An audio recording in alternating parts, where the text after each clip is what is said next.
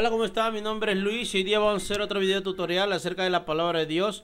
Vamos a ver acerca del origen del culto de la Iglesia Católica. Cómo esta iglesia se ha ido transformando durante los siglos, ¿no? Bueno, vayamos al video, suscríbanse a mi canal, denle like. Y a la gloria del Padre, a la gloria del Hijo y a la gloria del Espíritu Santo, gloria a Dios. Espero que puedan compartir el video y saquen sus propias conclusiones, ¿saben? Primera parte, esta es primera parte.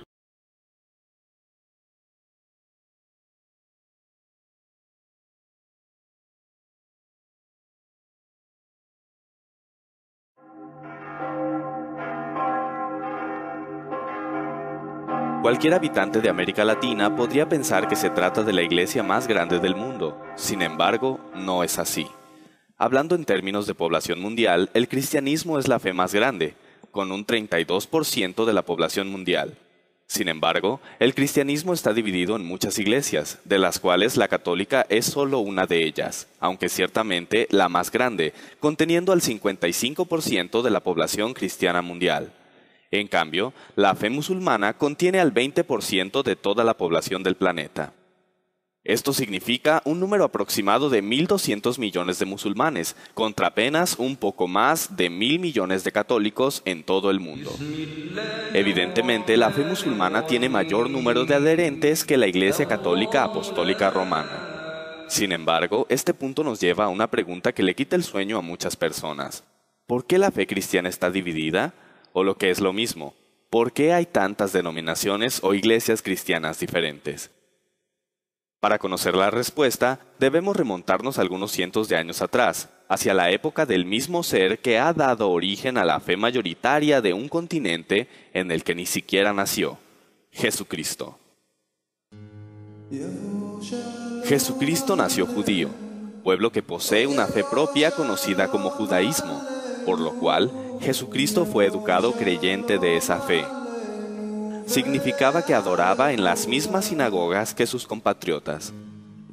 Los problemas comenzaron apenas cundió la popularidad de Jesús como el Mesías esperado, el Hijo de Dios, pues los dirigentes de la iglesia judía nunca le creyeron, y más creció su odio hacia él debido a las críticas que él hacía de sus prácticas erróneas, y debido a que como Hijo de Dios, proclamaba tener la autoridad para llamar sus propios ministros, a cuyos principales 12 llamó apóstoles. Por lo tanto, los sacerdotes y autoridades políticas judías decidieron hacer con él lo mismo que habían hecho con casi todos los profetas anteriores, es decir, matarlo. Una vez que Jesús ya no estaba entre ellos, los apóstoles tomaron las riendas de las congregaciones, y podemos apreciar claramente que ellos ya celebraban sus propias reuniones de adoración separadamente a las de la religión judía.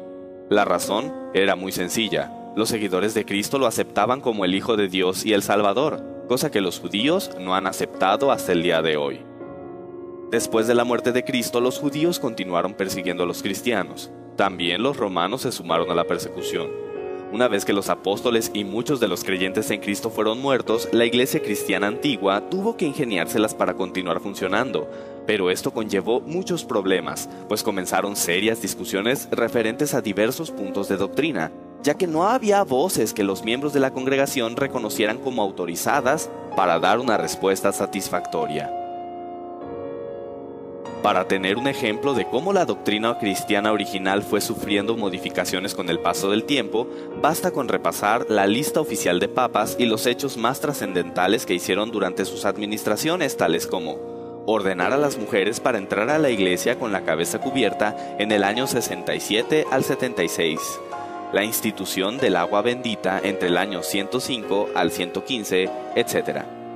Así pues, durante el primer siglo después de Cristo y la mayor parte del segundo, las congregaciones de cada ciudad donde las hubiera continuaron con un líder a la cabeza denominado obispo, que resulta un sinónimo de pastor, título tomado de la tradición judía. Sin embargo, por aquella época, cada iglesia cristiana o congregación era independiente la una de la otra y no estaban confederadas o unidas en ningún tipo de asociación, excepto por su fe. En otras palabras, y hablando en términos puramente históricos, la Iglesia Católica Apostólica Romana, que proclama haber sido fundada por el mismo Jesús, no existía aún durante el segundo siglo de nuestra era, ni existiría hasta muchos años más tarde.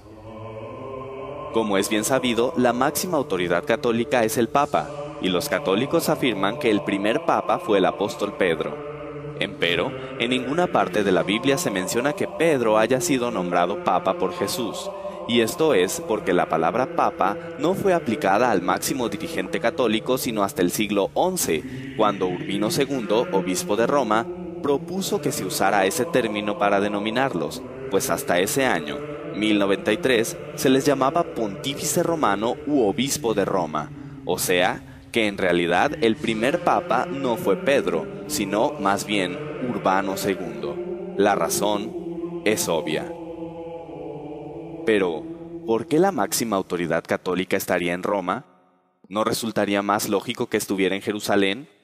Además, ¿no eran los romanos perseguidores de los cristianos? La respuesta a esta subsecuente interrogante nos lleva al nombre mismo de la iglesia en cuestión: Iglesia Católica Apostólica Romana. Durante el siglo III aproximadamente, los obispos de Roma decidieron que al estar en la sede del gobierno político más poderoso del mundo de aquel entonces, debían tener también la mayor jerarquía sobre los demás obispos, y por ende, sobre las demás congregaciones cristianas. Durante los años sucesivos, los demás obispos de Roma reclamaron la misma supremacía sobre las demás iglesias. Es ahí donde comienza la historia del líder eclesiástico de una iglesia local como líder de un movimiento religioso de clase mundial.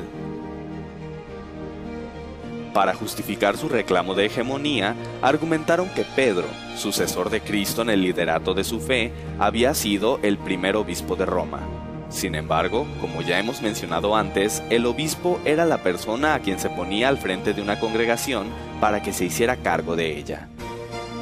La Enciclopedia Católica, al justificar la sucesión de San Pedro a través de los papas, cita correspondencia entre autoridades cristianas, donde solo se hace referencia a la idea de que los obispos de Roma heredaron de Pedro la autoridad para legislar sobre el resto de las congregaciones. Curiosamente, estas referencias abundan a partir del siglo III en adelante, mientras que hacia atrás suman apenas 2 o 3. Incluso, hace mención de una idea contraria a la que ellos sostenían. El episcopado petrino era, según los opositores, una novedad que venía de los primeros días del siglo III y que había suplantado una tradición más antigua, según la cual Pedro y Pablo habían sido los cofundadores y Lino el primer obispo. La verdad es que Pedro no dejó ningún documento donde haga constar que los obispos de Roma son sus sucesores o cabeza de la iglesia como conjunto. Pedro no pudo haberse hecho cargo de esa congregación, debido a que sus constantes viajes le habrían impedido cumplir debidamente con las obligaciones que eso conlleva. De hecho, la aseveración católica de que Pedro vivió en los últimos años de su vida en Roma es virtualmente imposible de comprobar históricamente. Inclusive, la misma Enciclopedia Católica lo afirma de la siguiente manera. En cuanto a la duración de su actividad apostólica en la capital romana, la continuidad o no de su residencia allí, los detalles y éxito de sus trabajos y la cronología de su arribo y de su muerte, todas estas cuestiones son inciertas y pueden resolverse solamente mediante hipótesis más o menos bien fundadas. Pero, sobre todo, hay que recordar que Pedro tenía una jerarquía mayor que la de un simple pastor u obispo. Él era un apóstol, título que recibió de manos de Jesús. Roma fue considerada sede de la autoridad cristiana desde el siglo III, pero no hay que pensar que eran aceptados por el gobierno romano.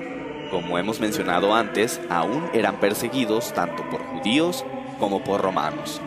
Sin embargo, la situación cambiaría drásticamente, cuando en el año 313 un emperador decretó el fin de la persecución hacia los cristianos. Se trataba de Constantino el Grande, quien dio el primer paso firme en la organización de una confederación de las congregaciones cristianas bajo un mismo nombre. A más de 300 años después de Cristo, la Iglesia Católica no existía aún.